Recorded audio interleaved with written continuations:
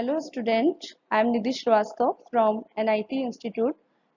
Today I will discuss pharmaceutical analysis experiments. Today I will discuss acid-base reaction. The aim is titration between HCl with Na2CO3.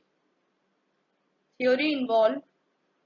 An acid-base titration is a method of quantitative analysis for determining the concentration of an acid or base by exactly neutralizing it with a standard solution of base or acid having known concentration. A pH indicator is used to monitor the progress of the acid-base reaction.